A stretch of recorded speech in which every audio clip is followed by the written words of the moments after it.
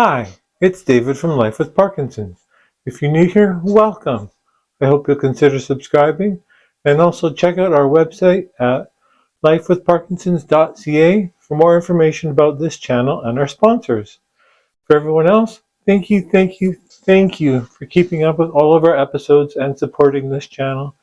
You are very valued, and I love sharing my Parkinson's journey with you. Thank you for that opportunity. Today, we're going to celebrate 200 official episodes. Wow! I can't believe it. I know we passed 200 earlier in the week, but today is the official one, and that's where people voted to ask for apathy to be a subject. Thank you for giving me the opportunity to share my life with you guys. 200 videos long. Here's to 200 more. Apathy is something I didn't know a lot about, so I did a bunch of research, and below in the description you'll find all the online articles that I'm referencing for this episode.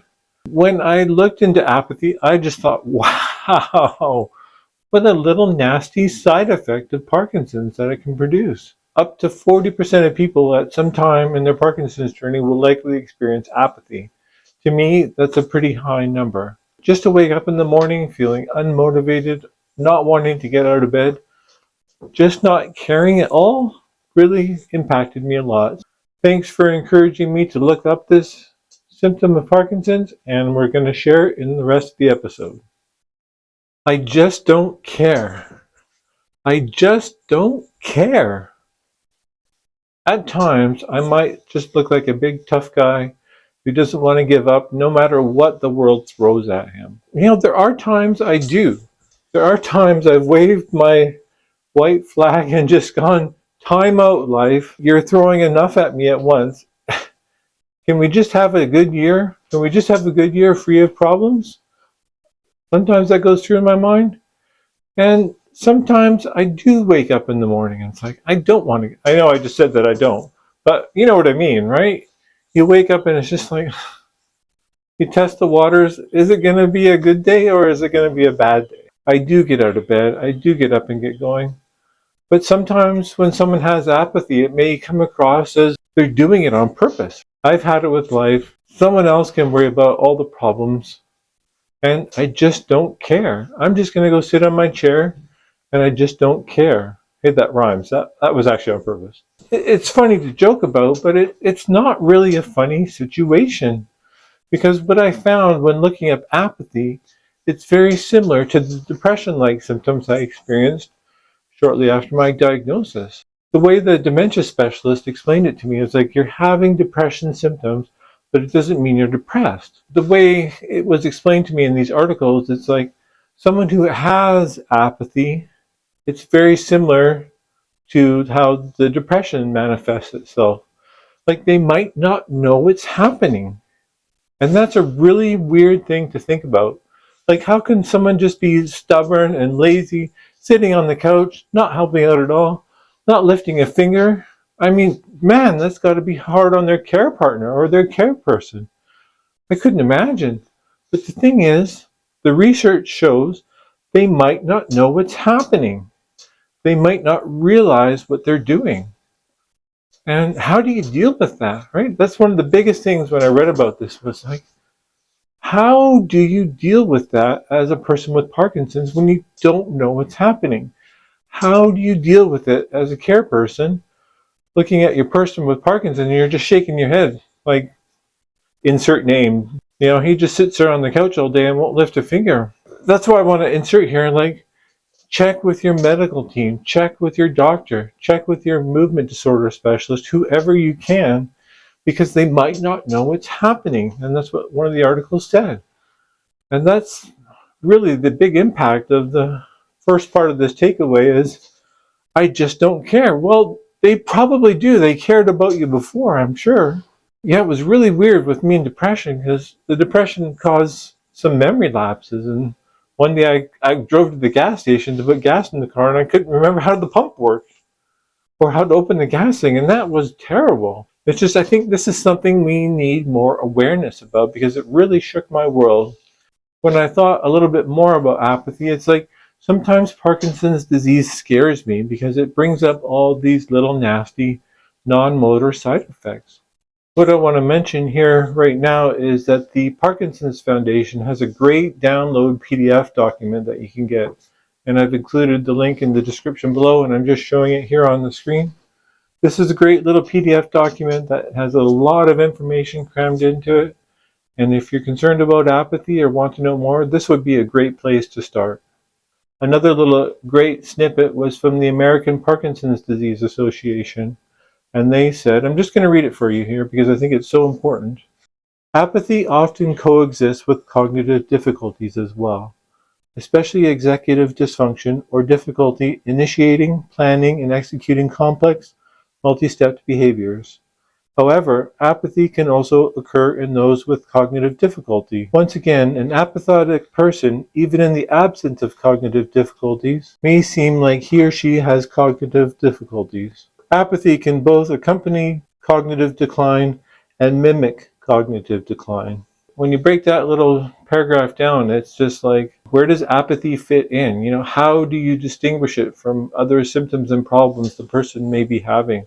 I want to care, but where the heck has my get up and go gone to? This is something I thought about for a few days. If I ran into a big bout of apathy, something that lasted for, I don't know, a month or two, and then I got to the point where I don't want to get up anymore, I got to the point where I don't want to exercise anymore, and then I got to the point even where I didn't care if I take my meds anymore, like that would be so devastating, like physically for me, because I never really feel that like I'm a fall away from like running into like a major Parkinson's problem, because the exercise is so important for my treatment. And if someone's loved one who has Parkinson's, all of a sudden stop taking care of themselves and like contributing to their well-being and contributing to their medical well-being, taking their meds on time and getting their exercise, if that person could run into the situation which I would automatically be afraid of, which is like falls, freezing, broken bones, hospitalization, not being able to walk, I'd be terrified that I would end up in a wheelchair. I went in to look and found that there's really no treatment, like medications for apathy. There are some that, may or may not work, and that would be up to, your doctor or your care team figuring out. But generally, the best intervention would be like having an intervention in someone's life, having a friend come around, encouraging them to get out, encouraging them into their old hobbies. This seems to be something where you would really need outside help just to get that person moving again. And that seemed to be the best treatment or the best suggestion that these articles had on helping someone with apathy. They suggest helping the person set small goals and working their way up. Maybe it just takes a little bit of routine to get them going again. Anything at all to pour into this person's life. And my wife and I often said it takes a village to raise a child. Well, in this situation, it could take a team to raise a Parkinson's person back up to a point again where they feel they're contributing to the life. They feel they're taking part in something, and maybe that will help overcome the apathy. We need to find a reason to live.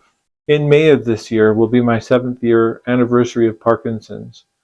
And I just want to talk about that a little bit because I feel it's important. The further I get into this disease, like the more I feel like I'm on the edge of not literally falling off a cliff, but falling off a cliff because I'm always like, okay, the medication's going to stop working because I was told about that. Or, there's not going to be any more advancements in Parkinson's treatment. And that frightens me a little bit because I'm only 50. I could have Parkinson's another 20, 30 years. What will I look like in 20, 30 years? I don't even want to think about that very much because it's a little terrifying. These little non-motor symptoms that are just so pesky, easily to succumb to because we don't really know what's going on. So that's why I feel we need a reason to get out of bed in the morning. This is where I'm going to make my little plug for support groups, right? The Peachline support group that I attend has been very good. I look forward to getting out and talking to the people in person with Parkinson's. Unfortunately, this is just not a situation where we can pop another pill and feel better, right? It takes real motivation. It takes real hard work to get out of bed. and find something to live. That's why I always say, try something new, learn something new, do a puzzle, read a book, just getting out for coffee with someone or having someone over that you haven't seen for a long time. It makes me think about how grateful I am for you guys in this channel, because it does motivate me to keep going. And maybe that's what I needed in my life, was just this output, small, tiny little corner of the internet, just to vent my feelings and frustrations about Parkinson's disease every day. Thank you for giving me the opportunity to do that. So if you have any questions or comments or feelings that you want to put down in the comments below, please do that. I will do my best to answer each and every comment. Thank you for continuing to take this journey together. I'll see you on the next one. Have a good day. Goodbye.